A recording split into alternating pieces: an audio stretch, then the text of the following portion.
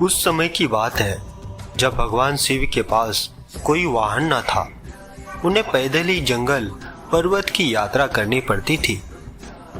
एक दिन माँ पार्वती उनसे बोली, आप तो संसार के स्वामी हैं, क्या आपको पैदल यात्रा करना शोभा देता है? शिव जी हंसकर बोले, देवी, हम तो रमते जोगी हैं, हमें वाहन से क्या लेना देना? भला साधु भी कभी सवारी करते हैं?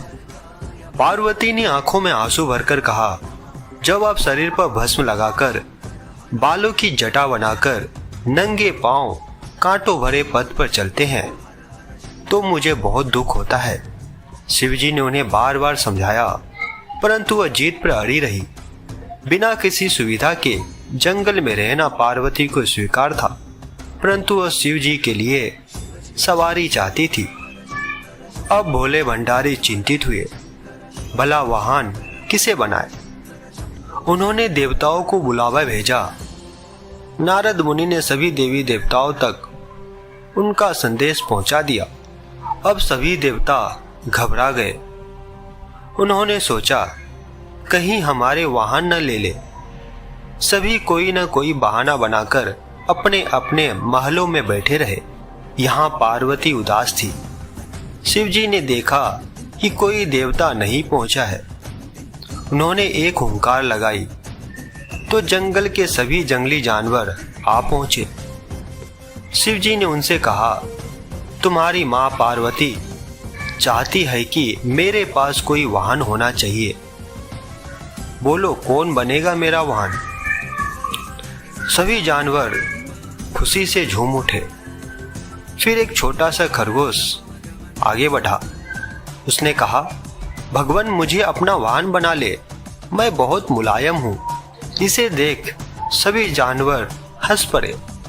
फिर शेर गरज कर बोला, मूर्ख खरगोश, मेरे होते तेरी जुर्रत कैसे हुई सामने आकर बोलने की? फिर बेचारा खरगोश चुपचाप कोने में बैठकर गाजर खाने लगा। फिर शेर हाथ जोड़कर बोला, प्रभु, मैं जंगल का राजा हूँ, शक्ति में मेरा कोई सामना नहीं कर सकता, मुझे अपनी सवारी बना ले। उसकी बात समाप्त होने से पहले हाथी बीच में बोल पड़ा। हाथी बोला, मेरे अलावा और कोई इस काम के लिए ठीक नहीं है प्रभु। मैं गर्मी के मौसम में अपनी सूंड में पानी भरकर महादेव को नहलाऊंगा। फिर क्या जंगली सुअर भी किसी से कम था? वह भी अपनी थुथुन हिलाते हुए कहने लगा, शिवजी, मुझे सवारी बना लो, मैं साफ सुथरे रहने की कोशिश करूंगा। कहकर वो अपने शरीर की कीचड़ चाटने लगा। फिर कस्तूरी हिरण ने नाक पर हाथ रखकर कहा, छी, कितनी बदबू आ रही है, चल भाग यहाँ से, मेरी पीठ पर तो शिवजी सवारी करेंगे। इसी तरह सभी जानवर अपना अपना दावा जताने लगे। फिर शिवजी ने सभी को शांत कराया और बोले, कुछ ही दिनों बाद मैं सब जानवरों से एक चीज मांगूंगा, जो मुझे वह ला देगा वही मेरा वाहन होगा। नंदी बैल भी वहीं खड़ा था। उस दिन के बाद से वह छिप छिप कर शिव पार्वती की बातें सुनने लगा।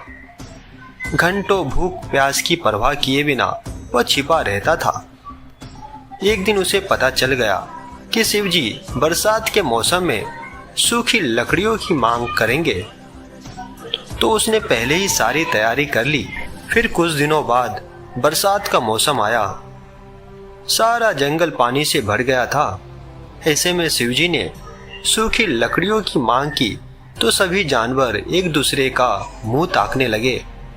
फिर नंदी बैल गया और बहुत सी लकड़ियों के गट्ठर ले आया। फिर भगवान शिव यह देखकर बहुत ही खुश हुए। वे मन ही मन जानते थे कि नंदी बैल ने उनकी बातें सुनी है, फिर भी उन्होंने नंदी बैल को अपना वाहन चुन लिया। इस प्रकार नंदी बैल भगवान शिव के सवारी बने।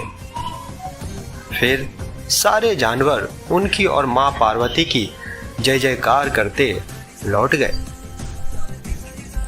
तो दोस्तों, उम्मीद करता हूँ आपको आज की वीडियो पसंद आया होगा। पसंद आया हो तो इसे लाइक शेयर जरूर कीजिएगा और ऐसे ही ज्ञानवर्धक वीडियोस के लिए आप हमारी इस चैनल को सब्सक्राइब जरूर कीजिएगा। धन्यवाद।